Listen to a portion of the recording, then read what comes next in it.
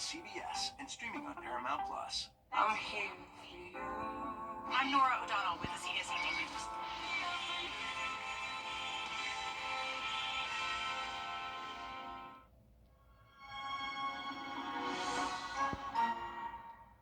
Every time you visit Parker's Kitchen, your support makes a difference, impacting education for kids of all ages. And none of this happens without you. Live from Augusta, you're watching News 12 live at 5.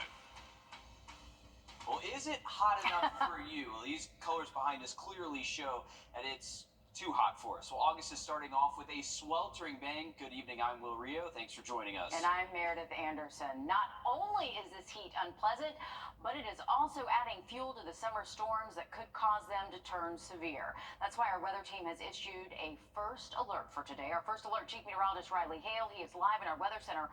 Riley, are there any storms that you're watching right now at the moment?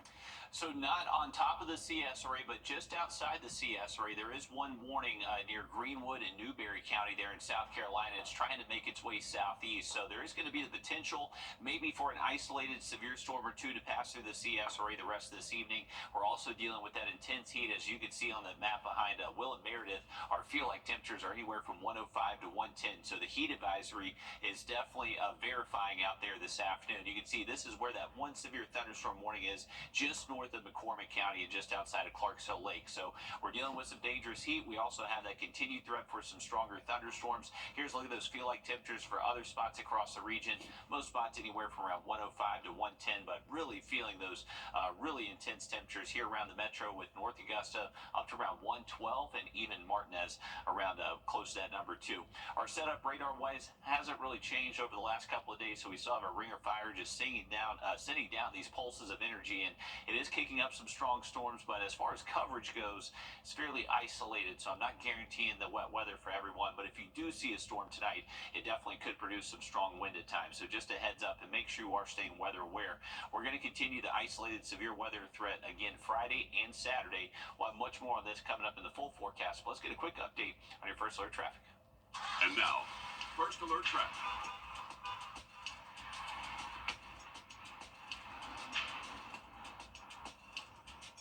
All right, folks, here's a beautiful look over Clarksville Lake. Let's go out to Grovetown, exit 190 right now. We have generally sunny skies and dry conditions. Our diverging diamond here, and not really seeing too many traffic conditions slowing down here around Columbia County, but definitely a busy intersection here this time of day. So stay safe on the roads and keep an eye to the sky if you're going to be heading out. Having a look at radar for you in just about 10 minutes. Thanks, Riley. Sweeping investigations inside South Carolina prisons leading to multiple state grand jury indictments for public corruption, drug dealing, and contraband.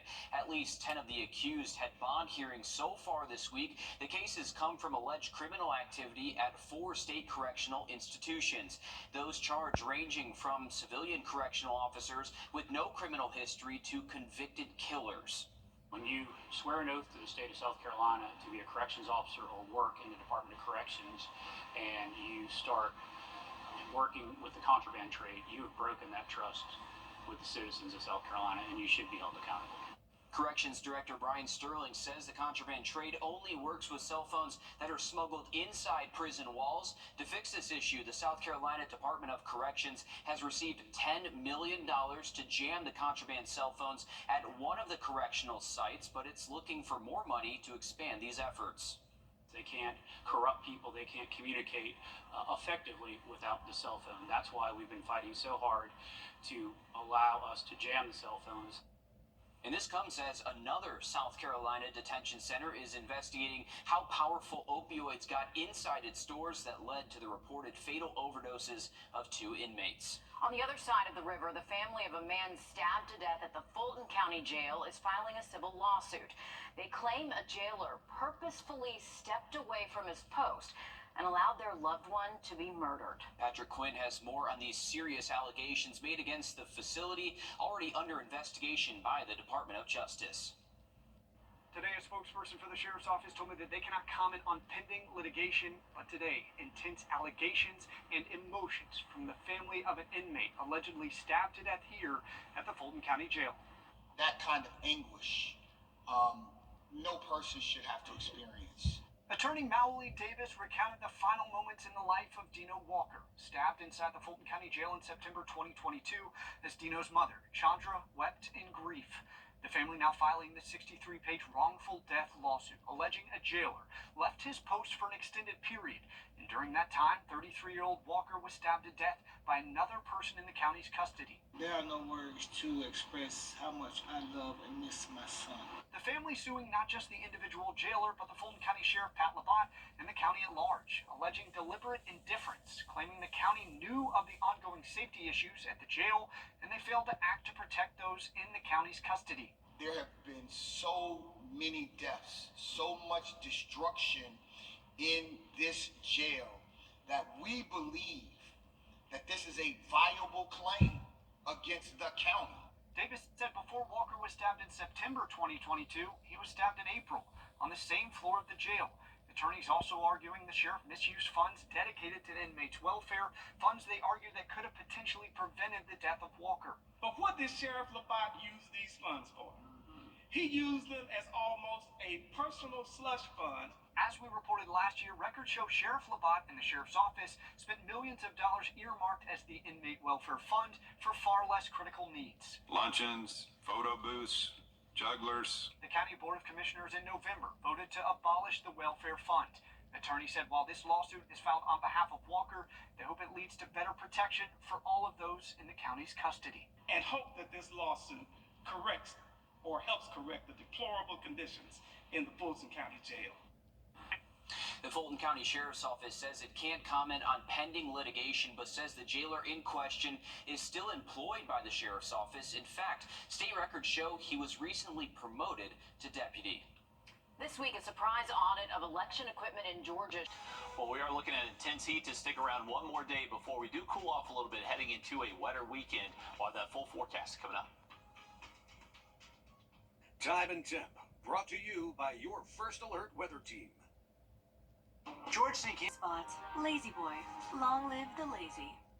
Welcome back. Here's a look at our radar network where we are tracking a severe thunderstorm warning just north of the CS array. These are being driven by rain-cooled air that's moving in from the northwest. These are going to continue dropping towards the CS array. But the thing is, we haven't necessarily seen a lot of cloud cover form across the CS array. But so these thunderstorms are struggling to hold together. But what we've seen over the last couple of scans on our satellite imagery is that we're starting to notice some darker cloud bases here outside of our studios and around Augusta. So that is the agitated cumulus we sometimes mention. So these are starting to get a little bit taller, and once that lifting mechanism, that rain-cooled air shows up, should be able to boost these up and develop. And so heads up, if you are here around the Augusta area, we are anticipating the threat for some pop-up showers and thunderstorms to move in over the next couple of hours. And then once we get past sunset, I would imagine it does start to dry out. But there is going to be that low potential for maybe some strong wind gusts, a lot of cloud to ground lightning with these storms, which is why we have put out the first alert. Along with the threat for dangerous heat and humidity, those feel-like temperatures have been getting close to 110 at times in a number of spots across the region, and you can see those heat advisories stretch all the way across Georgia and South Carolina. Heading into tomorrow, I'm expecting temperatures to feel just as hot. Most likely going to see those temperatures between 105 and 110, at least on the heat index, most of your Friday afternoon. So make sure you are taking the exact same precautions out there tomorrow. Wanted to show you this video. This is actually a really cool video we got sent in last night from Jerry Lang in downtown Aiken. Take a look at all the bats that were flying around downtown Aiken with that thunderstorm in the background. So that was a really cool video. Thanks for sending that in, Jerry. And remember, if you ever catch any cool weather phenomena out there, you can always send that in through our weather app. And make sure you do have our app with you for the rest of this evening and tomorrow as well, because there is going to be that isolated severe weather threat. So this will just be a good tool to have. And we'll always send you those weather alerts for your location. Here's a look at it. Our in-house model, I think, is struggling to maybe materialize some of these storms as they do get, as this rain-cooled air does get a little bit closer towards us. But I would say it's only up until sunset we have that chance for a severe thunderstorm. Rain should taper off once we get past sunset. And heading into tomorrow, our in-house models have been favoring maybe an isolated shower early in the morning. This is just going to be from a lingering outflow boundary dying towards us, so it may be enough just to set off an isolated shower early into the day. But the severe weather threat is going to be with us again Friday and even Saturday. But the difference heading into the weekend is that our temperatures do look a little bit cooler, so we should see our high temps stay in the low 90s instead of the mid 90s like what we've seen over the past couple of days. But each afternoon this weekend, we're going to have a decent opportunity for some rain. That's going to be thanks to our next cold front arriving. And then once we get past the weekend, early next week, maybe we start to get influenced by this. A 70% chance now that this tropical wave actually develops into a named storm, and by late this weekend into early next week, this will likely be in the Gulf of Mexico. So something we're going to keep a close eye on. Here's a look at our 7-day. We are going to continue that first alert again tomorrow. Dangerous heat, and watch out for those isolated severe storms. All right, thanks for that, Riley. A water main leak in the city of Waynesboro leaves thousands under a boil water advisory. That leak has since been repaired, but the advisory continues as we await the results of water contamination results. And this means homes and businesses must continue to boil tap water before using or drinking it. Sticking to bottled water is preferable for things like drinking or brushing your teeth in the meantime. Your Elizabeth Hunter is live at 5 in the newsroom. And Elizabeth, this is causing some major headaches for everyone in the city. The restaurants in Waynesboro were hit hard, not able to open their doors at all since yesterday evening.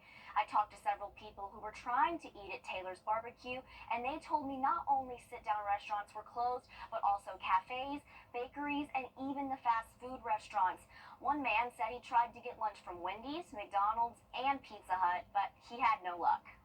Because of a boil water advisory that I didn't know about, and apparently a lot of people didn't know about too. Oh my gosh, probably about 5 cars, wouldn't you say, or 6? And it's early yet. Several people came up to me while I was there and asked why all the restaurants were closed, saying they had no idea anything was happening with the water. On News 12 at 6 o'clock, we will have more information on when this advisory may come to an end. A real headache there. Thanks, Elizabeth. And of course, we'll continue to keep everybody updated both on air, online, and on our News 12 app as soon as the water test results are released. A big headache for a lot of businesses there in Waynesboro. Yeah, but until then, better safe than sorry. Absolutely. Thanks, Elizabeth.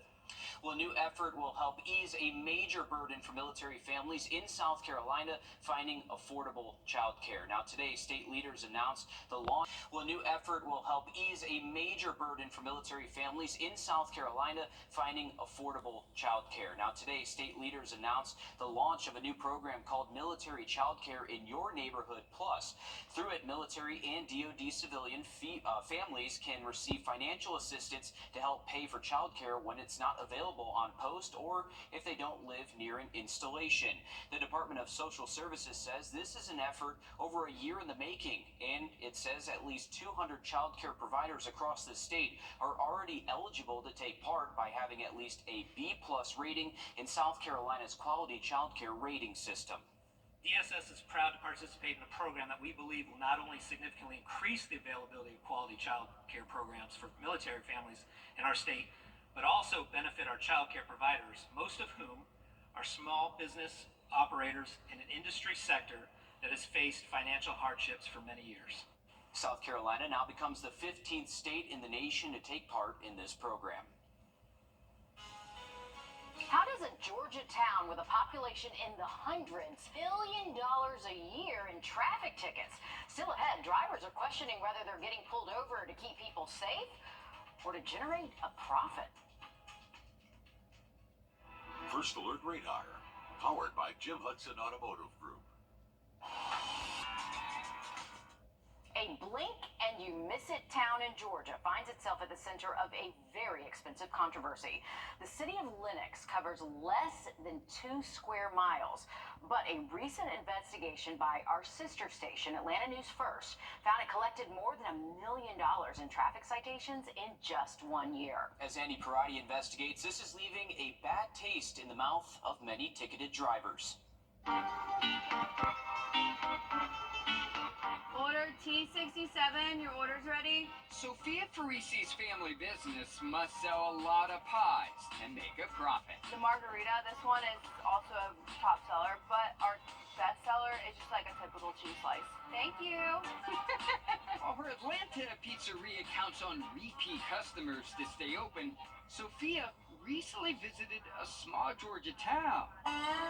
She believes relies on too much dough from out-of-town drivers to exist. He comes behind me and he starts you know, the sirens go off and whatever. So I pull over and I'm like, thinking the worst. This past January, police ticketed Sophia for an expired tag while driving through the city of Dillard, about 2 hours north of Atlanta.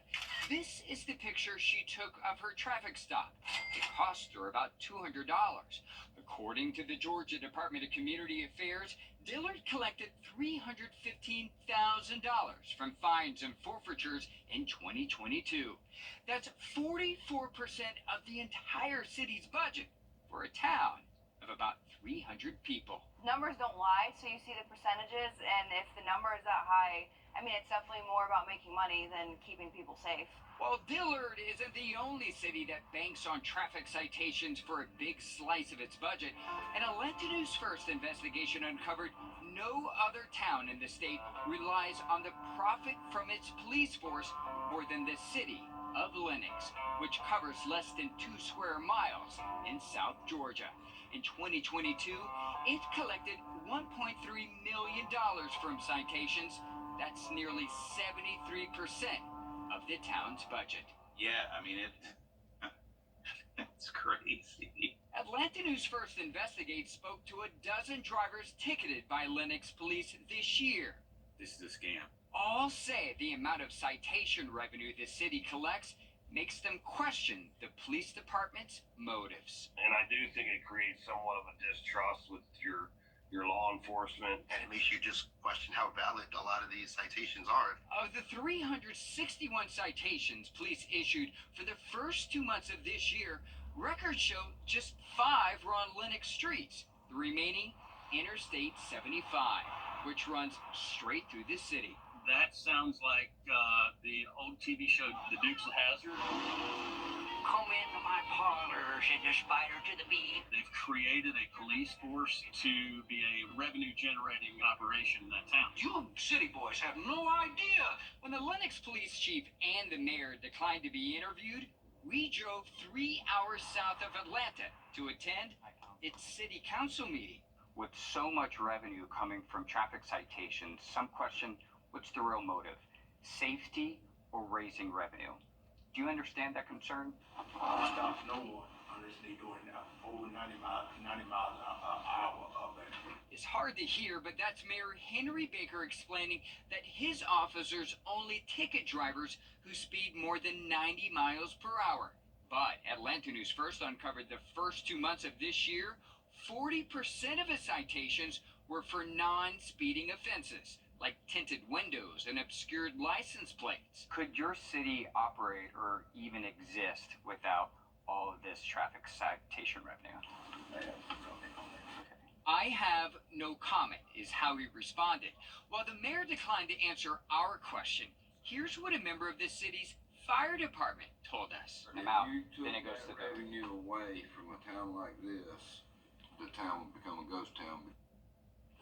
According to the Georgia Department of Community Affairs, at least 17 cities in the state relied on fines and forfeitures for a quarter or more of its annual general budgets from 2020 to 2022. Riley? Well, it is Thursday, which means we have our latest Sunshade winner sponsored by Plunkett Heating Air. Congratulations to Michael Abel from Thompson. To enter to win your own Sunshade, just go to WRDW.com and click on the contest tab. I'm going to look at that forecast for you just after the break. Why is our border Well, remember, if you are heading out for the rest of this evening, we are tracking a few isolated thunderstorms north and west of us. Those are going to try to bring some rain-cooled air towards the interstate and may be able enough to set off some isolated thunderstorms through at least around sunset. Here's a current look outside of our studios where we are seeing some cloud cover that's trying to get taller and build a little bit. So there are signs of the potential for some rain out there. Now, as we head into tomorrow, we're still going to continue that first alert, dangerous heat, humidity, and the potential maybe for some stronger thunderstorms. Into the weekend, those temperatures do cool off just a tad. We'll see with highs in the low 90s, and we'll continue that pattern into next week. Stick with us. We're going to have much more coming up just after a very short break.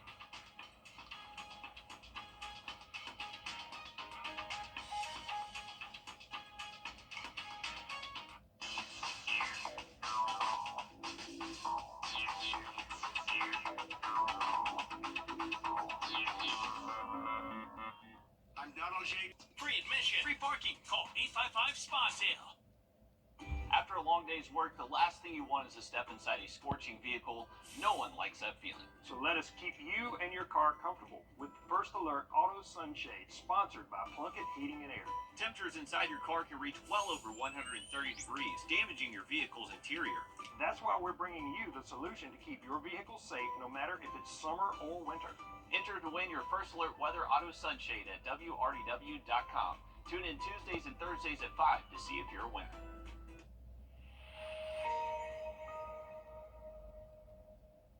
When you visit or work with Parker's Kitchen, your support makes a difference. You've helped us rank as Best Workplace in America. None of this happens without you. Thank you. You're watching News 12 live at 5. Continues.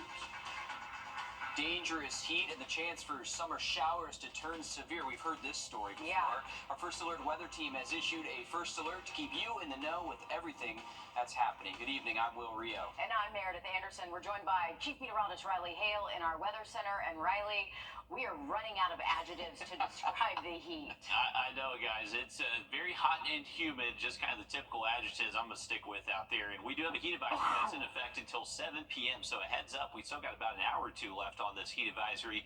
And take a look at the white-hot heat out there. Now, I don't think it's up to 134 in Aiken. Their dew point sensor is broken there and also in Evans, but I would imagine most spots feeling anywhere from 105 to 110. It is dangerously hot out there, and definitely some of the hottest weather we have seen in over 2 weeks. Why it feels so bad is that we have very high dew points. Those are hitting the mid-70s this afternoon. Some of the most humid air we have really felt across the region so far this summer, so that's why it just does not feel great outside. Now, our setup on our radar network hasn't really changed from the last couple of days. We still have our ring of fire, upper-level high pressure, just kind of sending us these pulses of energy that are kicking up a few storms, but right now they're very isolated and just kind of bringing us this rain-cooled air that could be able to set off a few more isolated storms across the area, at least through sunset. So make sure you are staying weather aware if you're going to be out and about for the rest of this evening. Hopefully it doesn't impact game time there at SRP Park. We'll have much more on the rest of the week's outlook in just a bit, but let's get a quick update on your First Alert traffic. And now, First Alert traffic.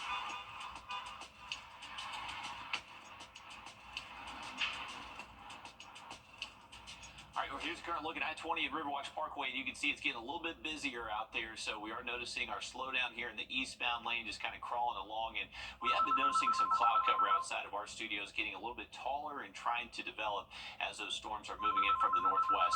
Quick look at our diverging diamond, busy on Lewiston Road, but not really seeing too many standstill traffic conditions out there.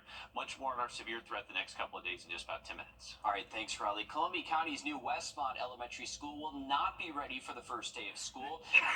Excuse you. This heat, you know, it's killing you right now. It is. But instead, hundreds of students will start their school year on Monday at the Columbia County Performing Arts Center. Yeah, this of course leads to a lot of questions for parents who, up until last night, were expecting to send their little ones to the new school. Kennedy Payne joins us live at 5 in our newsroom. And Kennedy, you got a chance to speak with the superintendent, Stephen Flint. What did he have to say about the development? Well, parents had a lot of questions about what their child's day will look like at the Performing Arts Center, and the superintendent says despite the delays, they feel prepared. Dr. Stephen Flint says the school will have about 700 students, but they aren't sure how many will be at the Performing Arts Center. That's because students will have a learn from home option, and as for the school not opening on time, he says they were not able to obtain a certificate of occupancy by the first day of school, and that weather played a role in this delay. Some of the concrete wasn't really able to get poured on time. We actually were delayed also with the paving of the front parking lot, which was most of that was done earlier this week. We'll hear more from the superintendent about other school construction projects, school safety, and staffing on News 12 at 6 o'clock. All right, well, thank you, Kennedy. A lot of parents, boy, they got sent into a stressful situation. Just because once you think you have it under control and then plans change. You have to think about the teachers, too, who are stuck not, setting up their classrooms and getting ready for the kids to come to school. So a lot of moving pieces there. Thanks, Kennedy. Of course. A woman has died after a shooting on Ellis Street over the weekend. Today, the Richmond County coroner said the victim was shot Saturday at least once and then taken to the hospital. She was pronounced dead yesterday. The victim's identity will be released once family is notified. No word yet, though, on any potential suspects in the case. And Richmond County deputies are also searching for this missing woman and the man who may have information about her.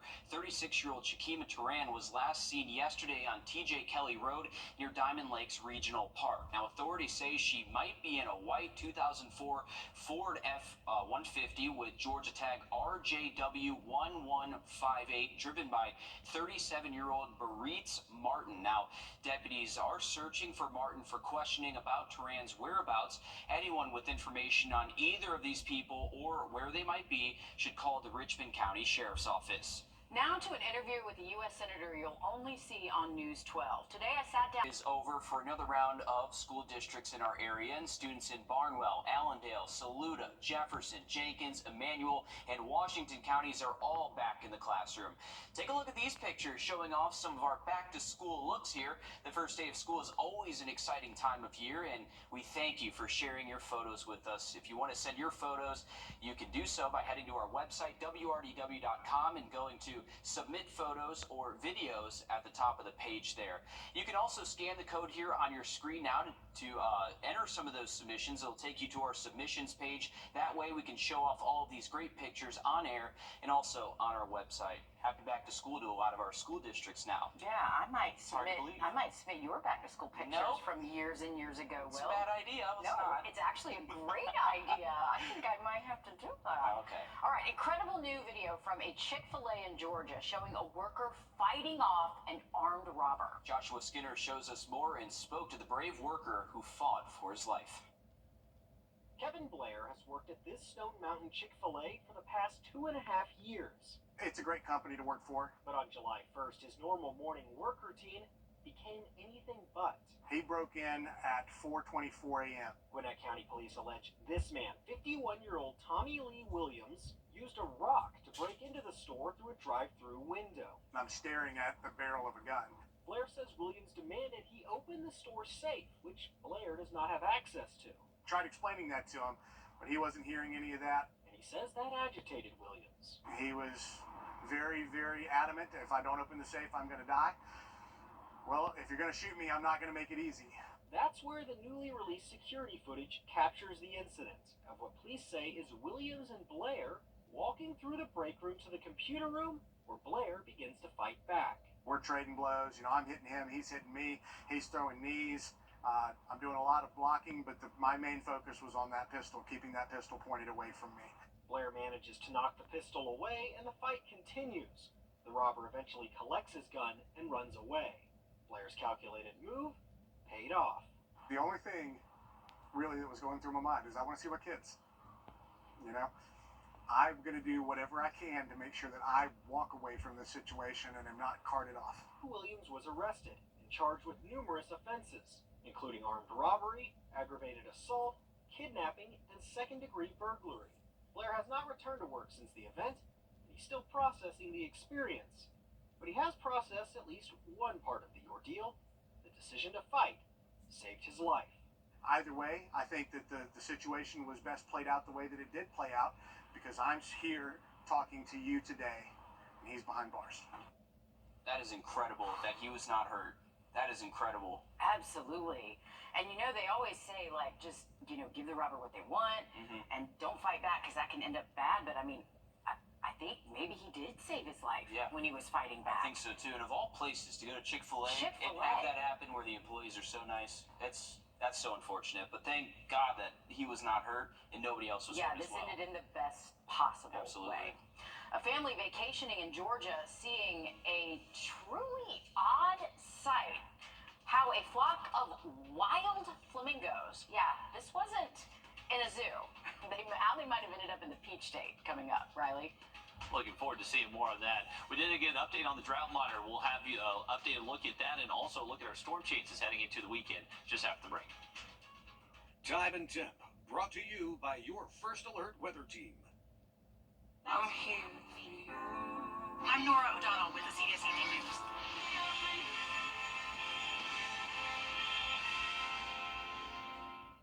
skies. Anna, Chris. Welcome back, folks. Here's a look at our radar network. We are keeping an eye on just some very isolated thunderstorms. I'm not expecting severe weather for everyone across our area, but as this rain-cold air just continues to head towards I-20, it could be able to set off some isolated storms. So just keep an eye to the sky if you are going to be stepping out. Looking at our visible satellite, you can see some of our agitated cumulus field is trying to get a little bit taller, and all it's waiting on is that boost from that outflow boundary north of us to set them off. And here's a look at them from actually our Thermit Dam cam over Clarksville Lake. You can see those distant storms there, but right over the dam we're looking at sunny skies, so really most of that cloud cover kind of associated with those thunderstorms out there. But I'm going to keep that chance for maybe an isolated hit or miss storm out there through at least sunset. Once we get past the sunset hour, should be seeing those rain chances drop off pretty quick. We do have the first alert still in effect the rest of today, at least through sunset for the risk of storms and also dangerous heat. And I think it's going to be just the same heading into tomorrow as well. So we are going to continue that first alert to our Friday. Today is August 1st, so I wanted to take a look back at what we did for the month of July. And actually, it was our 11th wettest July on record here in Augusta. So just under 9.5 inches of rain for the entire month. Very impressive. And what's also impressive, just 2 years ago, we actually had our 9th wettest July on record, so the last 5 years or so definitely been pretty wet around here during those summer months. But with the wet weather, it did help keep our high temperatures below average over the last couple of weeks. Here's an update on the drought monitor. Most of our Georgia counties have been eliminated from the drought. Unfortunately, still many of our South Carolina counties, at least in an abnormally dry to moderate drought, and just a very small slither of a severe drought still left in Bamberg and also portions of Saluda County. Here's a look at the rest of our rain chances this evening. I don't think our models are doing necessarily a great job at showing maybe an isolated storm chance through that sunset hour time frame, but once we get past that, I do think we should stay mostly dry tonight.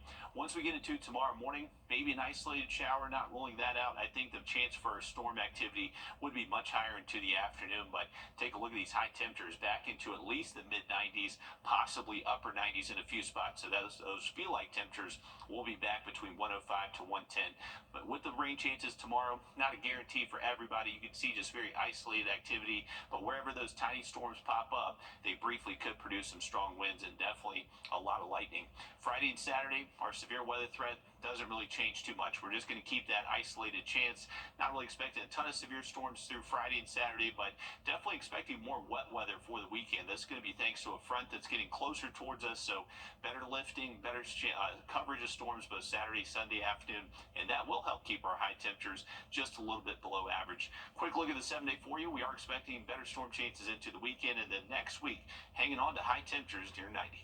Thanks, Riley. Georgia has plenty of wildlife to enjoy, but one thing you wouldn't expect to see in the marshes of St. Simon's Island are flamingos. Yeah, no, I think I'd do a double take. The birds definitely are not native to the Peach State, so how did they get there? Alexa Urbach takes a closer look. Now we have another new species on the island that you wouldn't expect to see, so it was really cool. When Joshua Wicker and his family visited St. Simon's Island a few weeks ago, they were tickled pink at what they saw. They're up on this big marsh on the inside of the island. It was just like, oh, well, there it is. 5 flamingos just hanging out in the water. Where are we right now? This is Georgia. You know, this shouldn't be happening. St. Simon's Island sits just off the coast between Savannah and Jacksonville, hundreds of miles away from the flamingo's natural habitat. You can find it with more frequently down on the Caribbean islands or maybe on the tip of Florida. So we do have them in North America, but they just don't come north very often. Furman University's John Quinn says the journey to Georgia for these 4 to 8 pound birds is flamazing. It could have been a strong storm, sometime this summer. Maybe they were caught in a current, get blown around or something like that. So they do get pushed north by different weather events. Last year, Hurricane Idalia flung flamingos across the eastern coast, landing as far north as Pennsylvania. But experts say this is the first time there's been a recorded sighting in Georgia.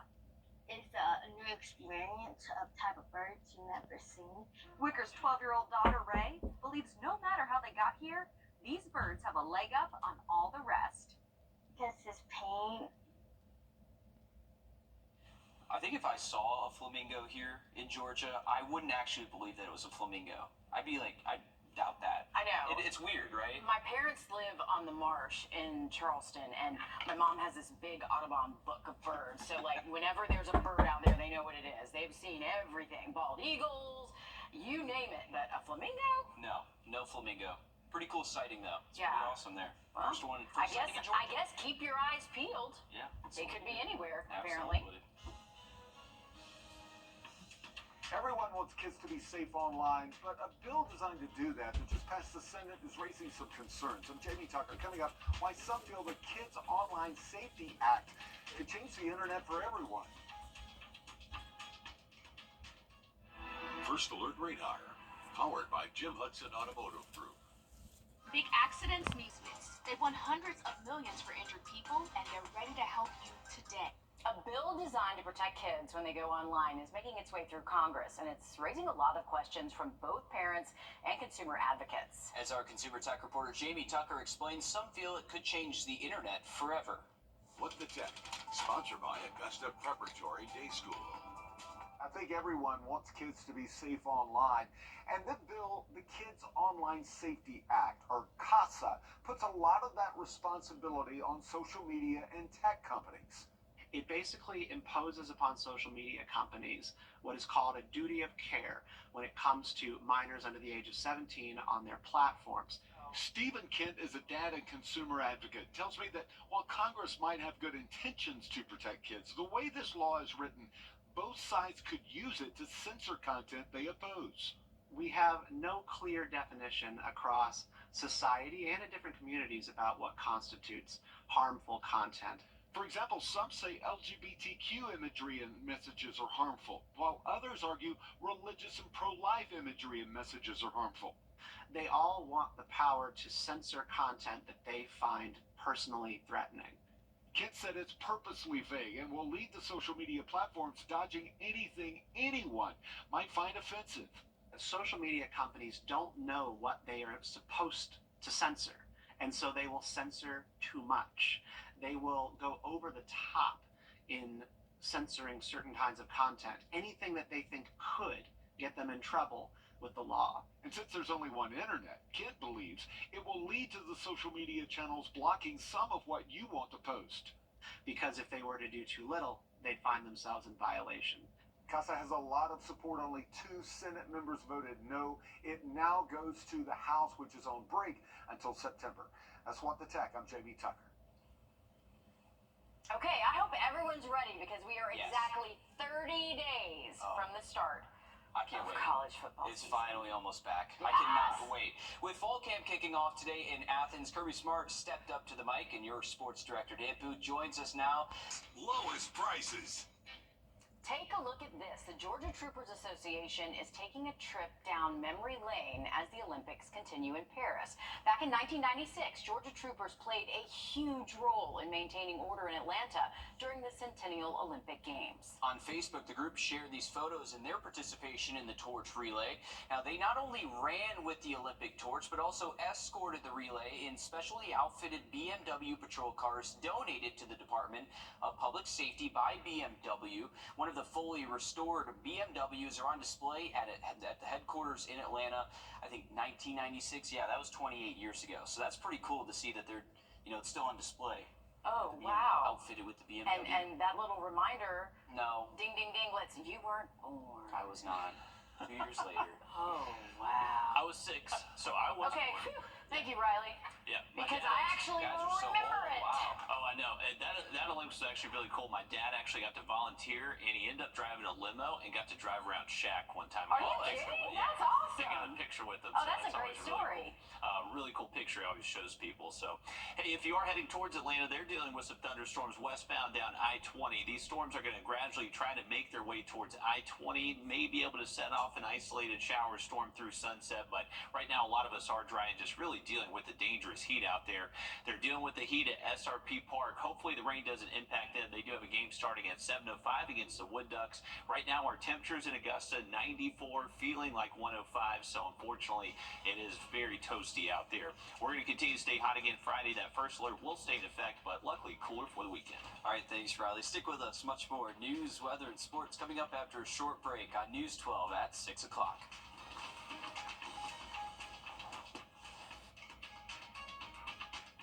This is not you. It's not me. Real people,